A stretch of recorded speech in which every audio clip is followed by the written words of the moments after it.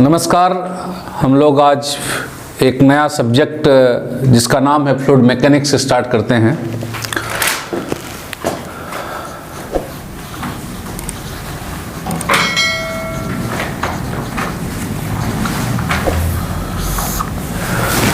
इस सब्जेक्ट की इम्पोर्टेंस को अगर आप देखें कॉम्पिटिटिव एग्जाम के अंदर, तो फ्लूइड मैकेनिक्स से गेट के अंदर नियर अबाउट 10 से 12 मार्क्स, हर साल 10 से 12 मार्क्स आते हैं गेट में। और SSC JEE staff selection commission का जूनियर इंजीनियर एग्जाम, इसमें करीब 15 से 20 क्वेश्चन हर साल केवल और केवल फ्लूइड मैकेनिक्स और एक मशीनरी का छोटा पोर्शन है उससे कवर होता है। तो ये एक इम्पॉर्टेंट टॉपिक है पूरा फ्लूइड मैकेनिक्स, जिसमें गेट के लिए भी 10 से 12 marks, GATE and ES both, GATE और ईएस दोनों के लिए 10 से 12 मार्क्स कवर होते हैं। और आपका एसएससी जेईई में एक पूरी सीरीज क्वेश्चंस की आती है, नियर अबाउट 15 से 20 क्वेश्चन का सेट होता है। एक लाइन से कंटिन्यूअसली जब फ्लूइड मैकेनिक्स स्टार्ट होता है तो फ्लूइड मैकेनिक्स के क्वेश्चंस पूरे सीरीज में एक लाइन से 15 से 20 क्वेश्चन दिखते हैं। और वो बहुत इंपॉर्टेंट है, इजी क्वेश्चन होंगे, बेसिक फंडामेंटल पर होंगे। इसलिए हम लोगों को इस टॉपिक को पढ़ना है, फंडामेंटल से स्टार्ट करेंगे हम लोग। और इस सब्जेक्ट की शुरुआत करते से पहले जो पहला करेंगे that is what is fluid.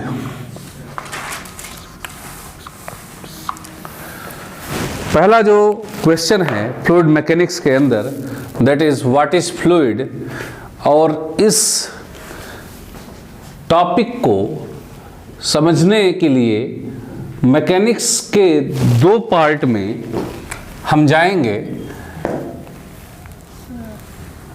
कोई भी सब्सटेंस जिसका अपना सर्टेन मास होता है और उसके पास अपना कोई वॉल्यूम हो, एक ऐसा सब्सटेंस जिसके पास कोई मास हो या उसका अपना कोई वॉल्यूम हो जो कुछ मास को कवर करता हो, तो फिजिक्स के अंदर, केमिस्ट्री में इसे मैटर के नाम से जाना जाता है, that is matter. Fluid mechanics की बेसिक शुरुआत इसी मैटर से की जाती है कि व्हाट इज मैटर। तो matter is something having mass and volume. कोई भी सब्सटेंस जिसके पास अपना मास है, ये कुछ वॉल्यूम कवर करता है, इसे आप मैटर बोलते हैं। अब इस मैटर को बेसिकली जो हम लोगों ने डिवाइड किया हुआ है, 3 भागों में बांटा हुआ है, that is solid, liquid and gas. Basically इसको 3 भागों में प्राइमरी लेवल पर 12th फिजिक्स केमिस्ट्री के अंदर इसको ऐसे बांटता है कि मैटर को 3 भागों में बांटा गया, that is solid, liquid and gas.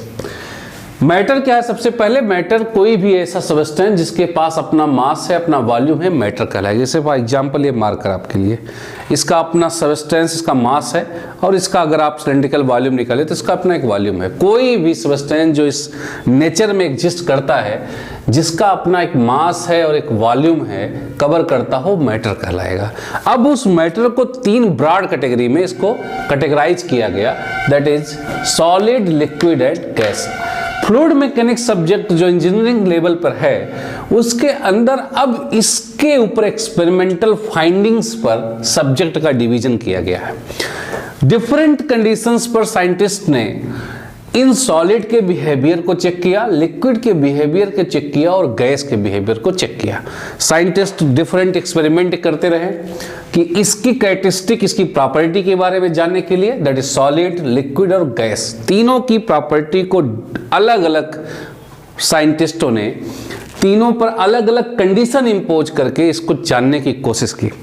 और जो मिला उसमें से जो सबसे इंटरेस्टिंग फैक्ट था वो ये था कि सभी साइंटिस्ट एक फाइनल कंक्लूजन पर पहुंचे परिणाम पर कि कुछ ऐसा है कि लिक्विड और गैस डिफरेंट कंडीशन में एक जैसा बिहेव करते हैं। लिक्विड और गैस का जो बिहेवियर है वो नियर अबाउट सेम है।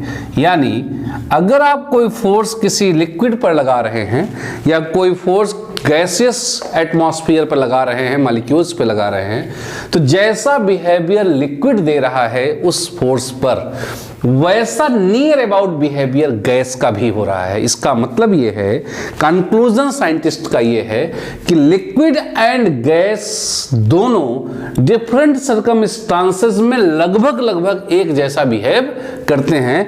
तो साइंटिस्ट ने कहा कि क्योंकि जब ये डिफरेंट कंडीशन में एक जैसा बिहेव करते हैं तो इनको एक क्लब कर करके एक नया नाम दे दिया जाए, और यही नया नाम फ्लूइड बन के आया, दैट इज फ्लूइड।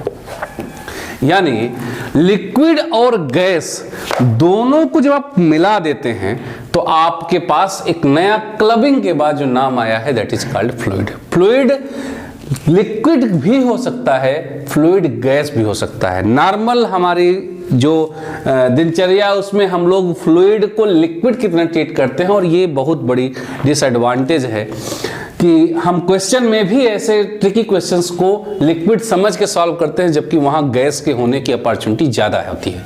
तो फ्लूइड को साइंटिस्ट के द्वारा दो कैटेगरी लिक्विड और गैस दोनों को क्लब करके बनाया गया है। इसलिए फ्लूइड अगर कहीं पर वर्ड आएगा थोड़ा सीरियस होंगे, थोड़ा रुकेंगे, सोचेंगे इस फ्लूइड में किसकी बात वो कर रहा है, दैट इज लिक्विड की बात कर रहा है या गैस की बात कर रहा है, क्योंकि डिफरेंट ऐसी प्रॉपर्टीज होती है। फॉर एग्जाम्पल आगे चलकर विस्कोसिटी आप देखेंगे, लिक्विड की विस्कोसिटी टेम्परेचर बढ़ाने पर घटती है, इसकी गैस की बढ़ती है। अगर आप फ्लूइड को क्वेश्चन में फ्लूइड दे रहा है और आपने लिक्विड तुरंत अज्यूम किया तो आप शायद क्वेश्चन को गलत कर सकते हैं। इसलिए इंपॉर्टेंट यह है कि फ्लूइड को बार बार इस पे फोकस मैं इसलिए कर रहा हूं कि फ्लूइड को कतई लिक्विड समझने की गलती न करिए। फ्लूइड लिक्विड भी हो सकता है और फ्लूइड गैस भी हो सकता है। और जब इस पर आप फोर्सेस को लगाते हैं, इस लिक्विड और गैस पर फोर्स एनालिसिस करते हैं, तो वही आपका फ्लूइड मैकेनिक्स बन जाता है, that is fluid mechanics, that is fluid mechanics बन जाता है।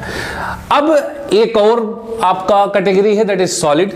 सॉलिड के अंदर भी आप अगर फोर्स एनालिसिस करें, इसका बिहेवियर अगर साइंटिस्ट ने चेक किया तो ये लिक्विड और गैस के बिहेवियर चूंकि सेम थे और इससे टोटली डिफरेंट बिहेवियर आपका सॉलिड था, इसलिए इसको क्लब नहीं करके इसको एक अलग ब्रांच में डाला गया। और जब इस पर डिफरेंट कंडीशन में फोर्स एनालिसिस किया गया तो इसी सब्जेक्ट को एक नया नाम बना, that is strength of material और मैकेनिक्स ऑफ सॉलिड बोलते हैं आप, that is MOS moss.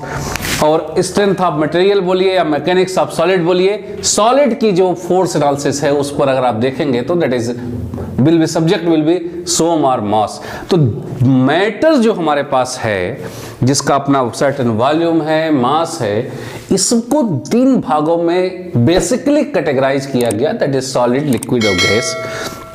Liquid और गैस की property maximum time different circumstances में एक जैसा बिहेव करने की वजह से इनको क्लब कर दिया गया। चूंकि ये भी वैसा बिहेव कर रहा है ये भी, तो इनको डिफरेंट नाम से न जान करके एक नया नाम दे दिए, दैट इज कॉल्ड फ्लूइड।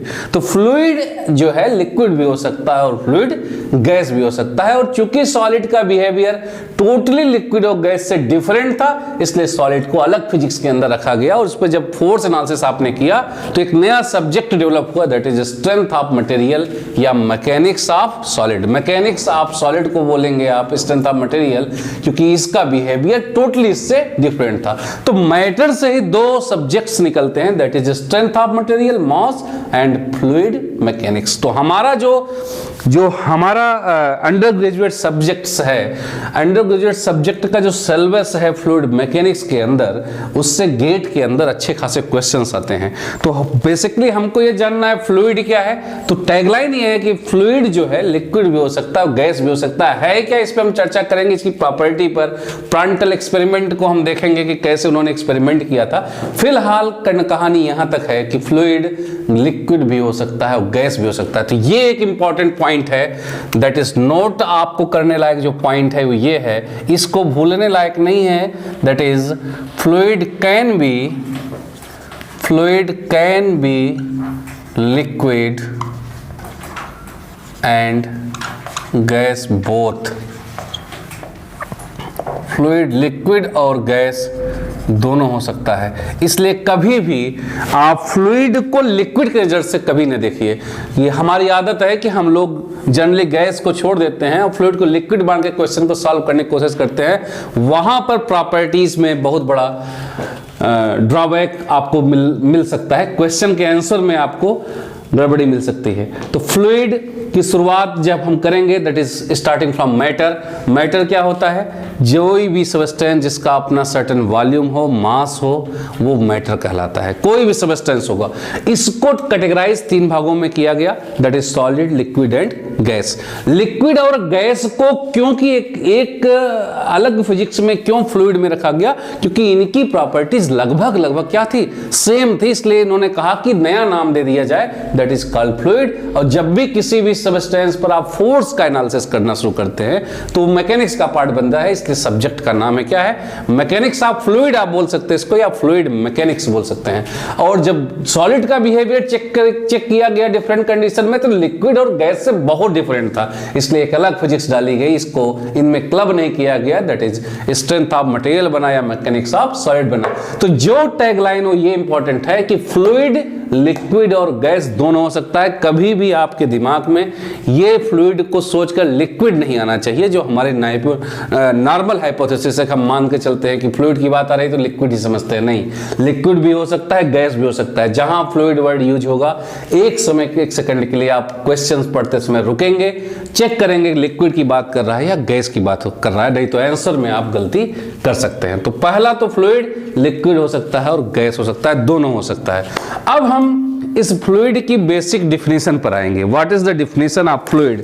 तो आप हेडिंग डालेंगे फ्लूइड, हेडिंग जो होगी आपकी पहली हेडिंग सब्जेक्ट की इस टैगलाइन के बाद, दैट इज फ्लूइड, और उस पर कुछ स्टेटमेंट, कुछ पॉइंट्स आप लिखेंगे। वो इंपॉर्टेंट पॉइंट्स है जो प्रांटल एक्सपेरिमेंट 19th सेंचुरी में जो उन्होंने किया था, उससे जो मिल के आया, उससे हम लोग इस फ्लूइड की डिफिनीशन को बनाएंगे। तो फ्लूइड पहली हेडिंग जो हमारी सब्जेक्ट की है, that is what is fluid या फ्लूइड, और आप लिखेंगे कि fluid is a substance, fluid is a substance, fluid is a substance which is capable of flowing, fluid is a substance, fluid is a substance which is capable of flowing under the action of shear force। underline करेंगे इसे, under the action of shear force। fluid is a substance which is capable of flowing under the action of shear force। And bracket में जो word लिख रहे हैं ये important है। In the bracket आप लिखेंगे however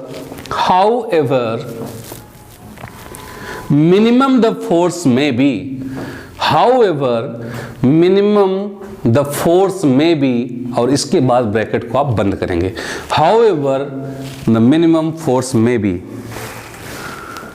In case of fluid,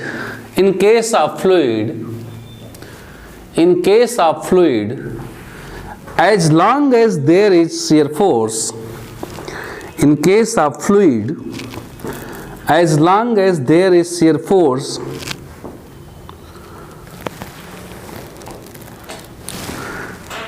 there is continuous deformation, there is continuous deformation,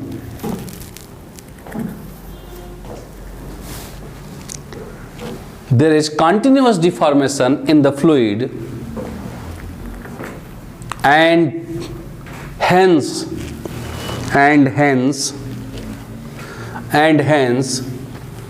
in the fluid mechanics, in the fluid mechanics,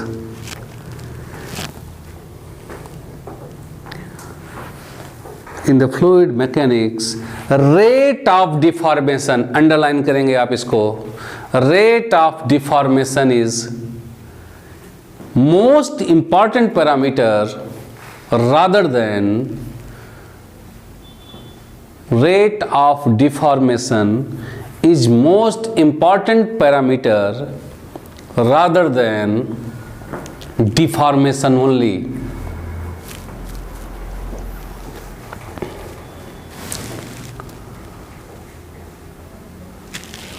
Deformation only. After removing the force,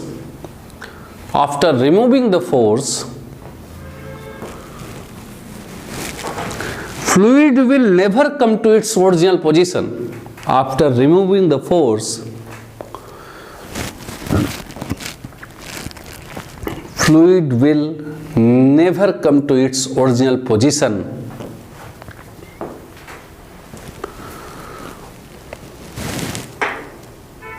That's why fluid is also known as, that's why fluid is also known as memoryless substance. Underline करिए, नया word है. Fluid is also known as memoryless substance.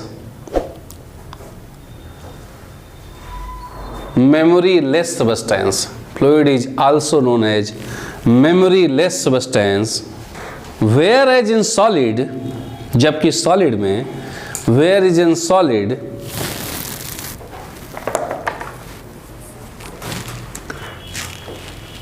after removal of force,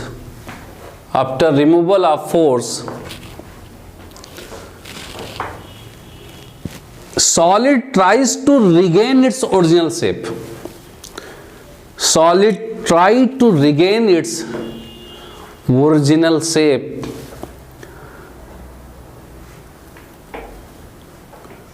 within the elastic limit. Within the elastic limit.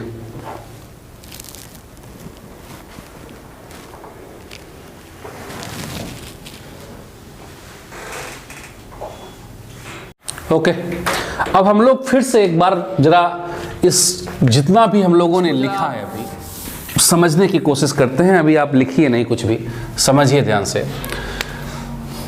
एक condition ये है, हमारे पास एक rod है.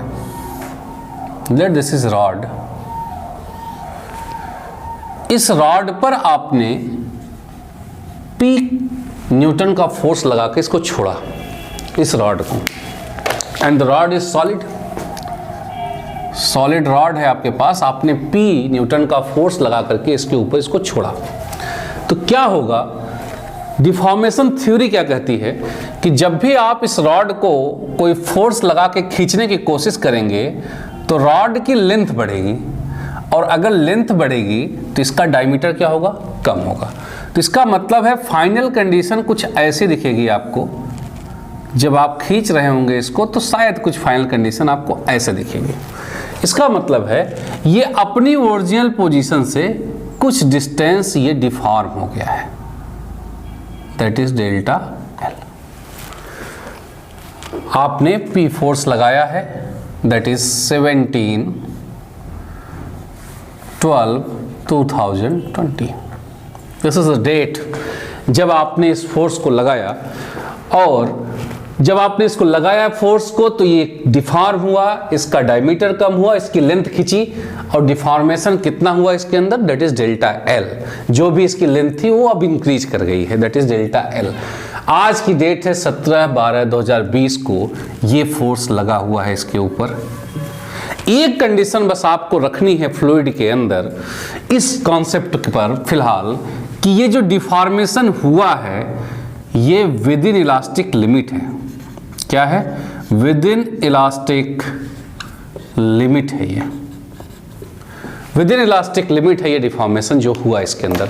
आज की डेट में आपने 17 दिसंबर 2020 को इस वक्त इवनिंग टाइम पे आपने इसको फोर्स लगा करके छोड़ दिया है, और आपको ये पता है कि जैसे ही आपने इसके ऊपर फोर्स लगाया इसके अंदर डिफॉर्मेशन हुआ और इतना डिफॉर्म होकर के बॉडी आगे निकल गई है। अब जा समझिए कंडीशन, आज के 10 साल बाद आप फिर वापस आइए, आफ्टर 10 ईयर,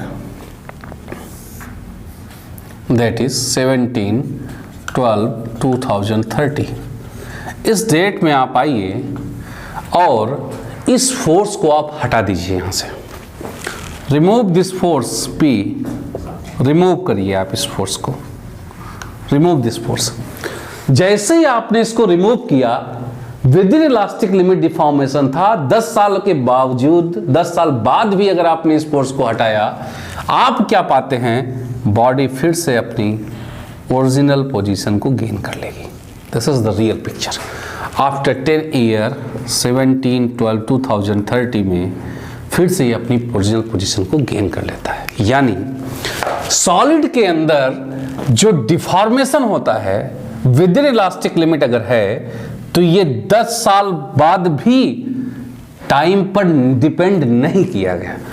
10 साल बाद भी आपने इस फोर्स को हटाया, ये डिफॉर्मेशन जितना हुआ था खत्म होकर के फिर से अपनी ओरिजिनल शेप को गेन कर लिया।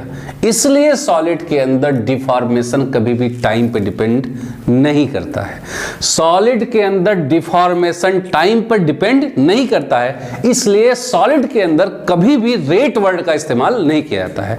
पूरी स्ट्रेंथ ऑफ मटेरियल में कहीं पर भी आपको रेट नहीं मिलता है, हमेशा आपको डिफॉर्मेशन मिलता है, क्योंकि ये टाइम पर डिपेंड नहीं करता। 10 साल बाद भी अगर आए आपने उस फोर्स को रिमूव किया, वैसे ही अपने आप फिर से अपनी ओरिजिनल पोजीशन को गेन कर लिया। इसका मतलब है अगर ये टाइम पे डिपेंड करता तो 10 साल बाद क्या होता है, इसकी पोजीशन फिर से वापस नहीं आ पाती है।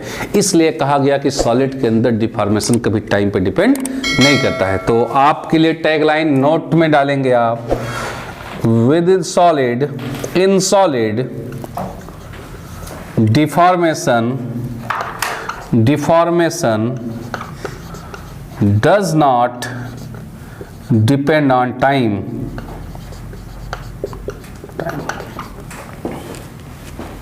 In solid, deformation does not depend on time. Solid के अंदर डिफॉर्मेशन कभी टाइम पे डिपेंड नहीं करता, इसलिए कभी भी रेट ऑफ डिफॉर्मेशन का चर्चा नहीं होगा। हमेशा डिफॉर्मेशन कितना हुआ इसकी चर्चा होगी, क्योंकि टाइम डिपेंडेंट डिफॉर्मेशन नहीं है।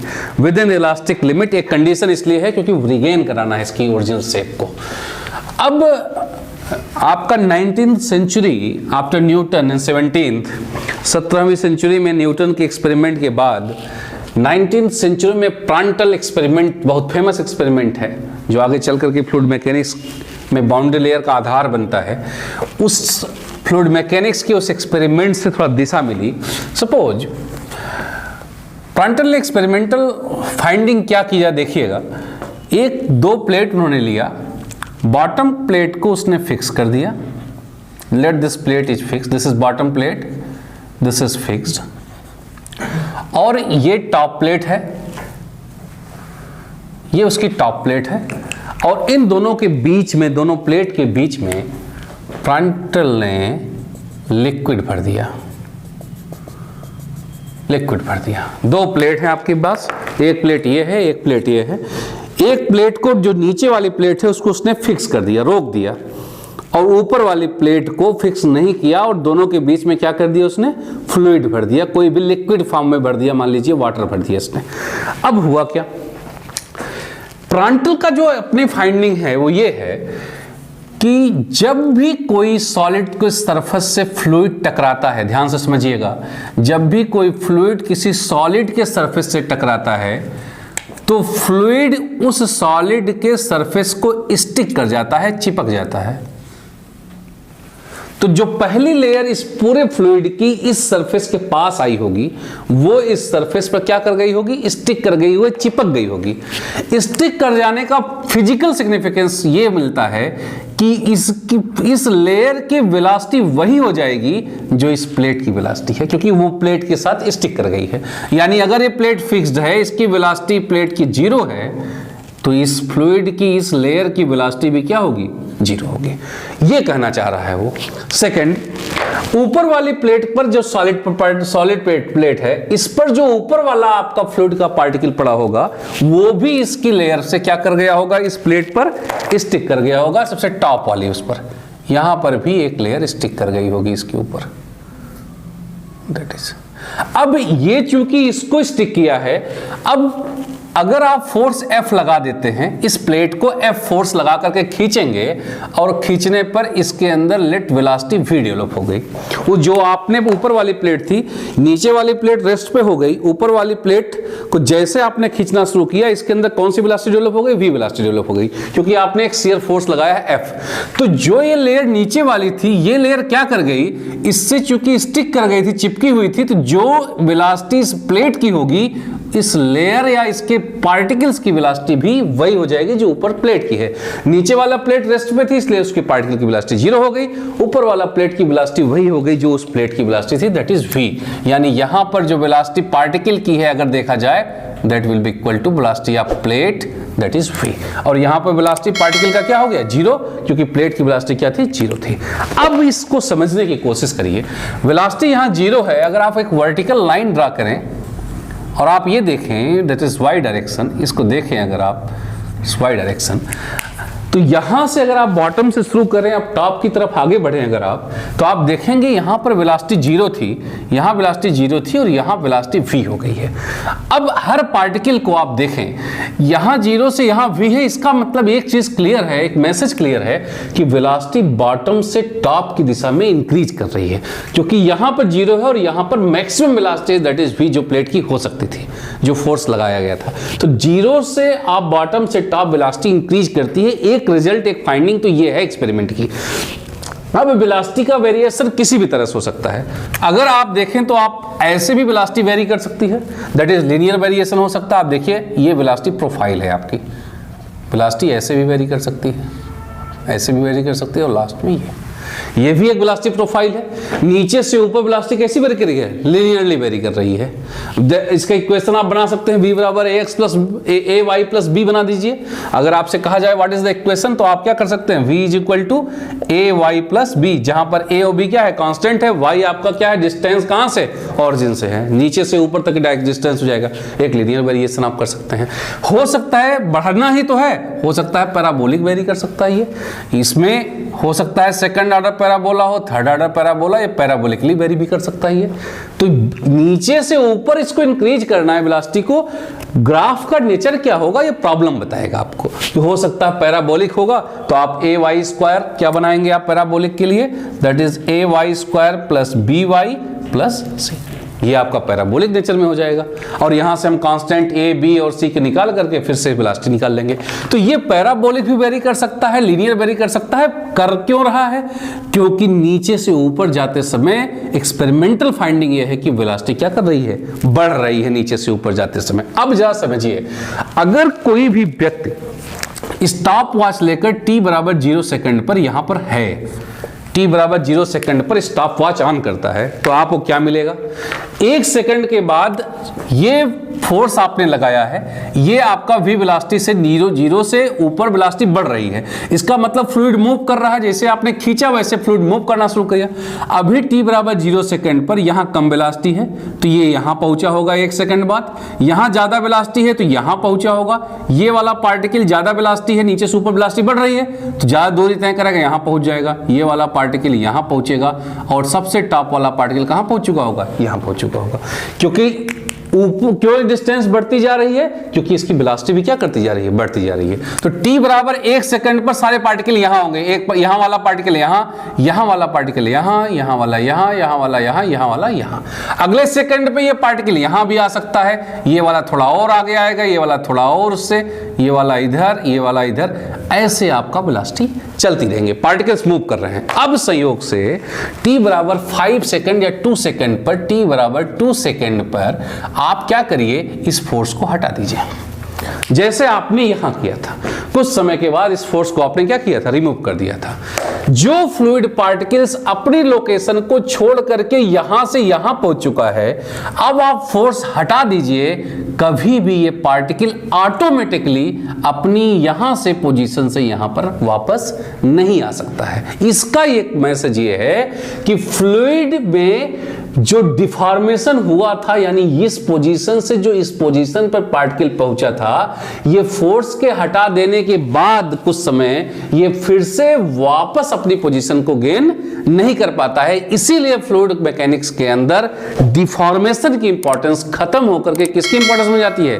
रेट ऑफ डिफॉर्मेशन, क्योंकि ये टाइम पर डिपेंड करता है। 2 सेकंड के बाद डिफॉर्मेशन इतना है और 3 सेकंड में यहां होगा, चौथे सेकंड में यहां होगा। जबकि यहां पर आप 10 साल बाद भी उस फोर्स को हटाए थे तो आप अपनी ओरिजिनल पोजीशन को गेन कर लिए थे। तो इसीलिए सॉलिड के अंदर कभी भी रेट ऑफ डिफॉर्मेशन की चर्चा नहीं होती है, सिर्फ और सिर्फ किसकी बात होगी? डिफॉर्मेशन की। लेकिन लिक्विड के अंदर, इसीलिए लिक्विड को memory less substance, memory less का मतलब इसको अपनी याददाश्त पता है, जब आपने फोर्स हटाया तो इसकी ओरिजिनल पोजीशन को पता ही चलाया। ये सब्सटेंस यहां से मूव करना शुरू किया, आप फोर्स हटा दीजिए, आप फोर्स हटा दीजिए, फ्लूइड कभी भी, फ्लूइड के पार्टिकल्स फिर से जितना बह गए हैं वापस अपनी पोजीशन को फिर से गेन नहीं कर पाते। इसीलिए कहा गया कि फ्लूइड के अंदर कभी भी डिफॉर्मेशन की इंपॉर्टेंस नहीं होगी, जब तक फोर्स लगा ये डिफॉर्म करता रहेगा इसे कंटिन्यूअसली। जबकि यहां पर एक लिमिट के बाद आप फोर्स हटा दीजिए, वापस आ जाता है, यहां नहीं आता। इसलिए फ्लूइड के अंदर डिफॉर्मेशन से ज्यादा इंपॉर्टेंस इसकी है रेट ऑफ डिफॉर्मेशन। इसीलिए लिखा गया कि rate of deformation, rate of deformation is most important parameter. ये इंपॉर्टेंट वर्ड है। जब भी फ्लूइड में अगर डिफॉर्मेशन वर्ड आपको मिले, that is completely wrong statement. Deformation word ही नहीं हो सकता। जब भी यूज होगा डिफॉर्मेशन, रेट के साथ होगा, टाइम के साथ होगा। डिफॉर्मेशन पर यूनिट टाइम ही आपको यूज करना है फ्लूइड के अंदर, जिसे आप rate of deformation. Memory less substance IITians बोलते हैं, उसकी वजह क्या है कि इस मेमोरी लेस का मतलब है अपना जो पाथ गया था वापस अपनी पोजीशन पर नहीं पहुंच पा रहा है, यानी वो याद नहीं करता पाथ अपना, जहां पहुंचा वहीं पर उसको भूल गया है। तो that is called memory less substance. तो बेसिकली फ्लूइड को डिफाइन करते समय लिखा जाता है कि fluid is substance which is capable of flowing under the action of shear force. ये एक स्टेटमेंट, ये डिफिनेशन का है। अगला स्टेटमेंट जो ब्रैकेट के अंदर लिखवाया गया है, that is how ever minimum the shear force may be. इसका मतलब है कि फ्लूइड फ्लो करेगा चाहे उसके ऊपर इनफाइनाइटली स्मॉल फोर्स आप लगा दीजिए। शेयर स्ट्रेस की इनफाइनाइटली स्मॉल वैल्यू भी हो तब भी फ्लूइड फ्लो कर जाएगा। ये फ्लूइड की प्रॉपर्टी है। अगर फ्लूइड फ्लो कर रहा है तो इस बात की 100% गारंटी है कि उसके ऊपर कोई न कोई शेयर फोर्स लगा होगा, चाहे वो इनफाइनाइटली स्मॉल ही क्यों ना हो। और अगर कोई फ्लूइड रुक गया है, इसका मतलब है कि उसके ऊपर शेयर स्ट्रेस नहीं लगा होगा, क्योंकि फ्लूइड की डिफिनीशन में ही है, बेसिक फंडामेंटल डिफिनीशन फ्लूइड की है कि वो कभी भी शेयर फोर्स को रेजिस्ट नहीं कर पाता है। अगर इनफाइनाइटली स्मॉल भी शेयर फोर्स लगेगा तो फ्लूइड क्या करना शुरू कर देगा? मूव कर जाएगा। मिनिमम फोर्स भी होगा तो फ्लूइड मूव कर गया, और फ्लूइड रुक गया अगर, इसका मतलब है उसके ऊपर कोई भी फोर्स नहीं लगा है। तो आपसे अगर पूछा जाए क्वेश्चन कि what is the value of shear force when fluid is rest, जब फ्लूइड रेस्ट पर है तो what is value of shear force? आपका जवाब होगा अगर रेस्ट पर है, इसका मतलब है कि शेयर फोर्स 0 रहा होगा, क्योंकि अगर थोड़ा भी शेयर फोर्स होता तो कभी फ्लूइड रेस्ट पर नहीं आएगा। फ्लूइड विल मूव, चाहे इनफाइनाइटली स्मॉल भी शेयर फोर्स लग जाएगा तो फ्लूइड क्या करना शुरू करेगा? मूव करना शुरू करेगा। तो पहला जो ऑब्जेक्टिव आपके लिए है वो ये है,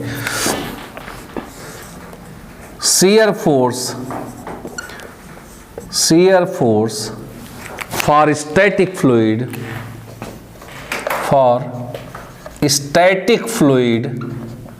equal to 0। बहुत इंपॉर्टेंट ऑब्जेक्टिव। पहला, shear force for a static fluid is 0। अगर फ्लूइड रेस्ट में है, स्टैटिक में है, इसका मतलब है उस पर कोई शेयर फोर्स नहीं है। याद रखिए फंडामेंटल डिफिनीशन ही फ्लूइड की है, जो डिफाइन किया गया फ्लूइड को ये है, इनफाइनाइटली स्मॉल भी शेयर फोर्स लगाया गया है, मिनिमम एकदम 0 के बराबर समझिए, तब भी फ्लूइड को मूव करना पड़ेगा। ये उसका फंडामेंटल डिफिनीशन है। अगर फोर्स लगाने पर फ्लूइड मूव नहीं कर रहा है तो फ्लूइड नहीं होगा, वो शेयर फोर्स को कभी भी रजिस्ट नहीं करता है। ये शेयर फोर्स लगाने पर ही क्या कर जाएगा, ये फ्लूइड मूव कर जाएगा। That is basic fundamental definition of fluid. एक ऐसा सब्सटेंस जो मूव करता है under the action of shear force. Shear force जैसे आपने लगाया इसके ऊपर, वैसे फ्लूइड का क्या कर गया, मूव करना शुरू कर दिया। और अगर मूव नहीं कर रहा है, वो कुछ भी होगा, फ्लूइड नहीं हो सकता है। और अगर फ्लूइड रेस्ट पे है तो आपसे पूछा जाए what is the shear force, आपका जवाब क्या होगा, 0, क्योंकि फ्लूइड रुका तभी है जब शेयर फोर्स नहीं है। क्योंकि अगर थोड़ा भी शेयर फोर्स लगा होता तो फ्लूइड क्या करता, मूव करे। और ये फंडामेंटल डिफिनेशन है। आगे चल के कुछ ऐसे फ्लूइड्स की डिफिनेशन हम नॉन न्यूटोनियन में पढ़ेंगे। For example Bingham plastic fluid है, that should not be in the category of the fluid. क्यों, क्योंकि उसमें कुछ फोर्स लगाने के बाद उसके अंदर मोशन आता है, जबकि डिफिनेशन ये कहती है फंडामेंटल कि फोर्स लगते ही क्या होना चाहिए, फ्लूइड को मूव कर देना चाहिए। तो उस कैटेगरी में हम उसको नहीं रखेंगे, उस वक्त हम लोग इसको डिस्कस करेंगे। अब जो भी न्यू प्रांटल के एक्सपेरिमेंट से हमको फाइंडिंग मिली है उसमें से 2 इंपॉर्टेंट है। एक, शेयर फोर्स होगा तो फ्लूइड मूव करेगा, अगर फ्लूइड रुका है इसका मतलब है शेयर फोर्स नहीं है, that is shear force for static fluid is 0। दूसरा, डिफॉर्मेशन की कोई वैल्यू नहीं है फ्लूइड के अंदर, क्योंकि डिफॉर्मेशन किस पे डिपेंड करता है, टाइम पे डिपेंड करता है। तो फ्लूइड के अंदर कभी भी कोई वर्ड यूज डिफॉर्मेशन का नहीं होगा, that is rate of deformation is important. गलती नहीं होगी, न्यूटन्स लॉ ऑफ विस्कोसिटी में भी shear stress is directly proportional to deformation. Shear strain बोलना पड़ेगा आपको, रेट ऑफ शेयर स्ट्रेन बोलिए आप, शेयर स्ट्रेन नहीं, रेट ऑफ शेयर स्ट्रेन बोलिए। कभी भी रेट वर्ड अगर नहीं है तो डिफॉर्मेशन डिफाइन नहीं होगा फ्लूइड के अंदर, जबकि सॉलिड के अंदर आप डिफाइन कर सकते हैं। फ्लूइड की tagline, it is a memory less substance, इसके पास कोई मेमोरी नहीं होती है, ये याददाश्त नहीं होती है कि अपने पाथ को याद रखे और जैसे फोर्स हटाए वापस अपनी पोजीशन पर पहुंच जाए। तो ये एक बेसिक फंडामेंटल टॉपिक है।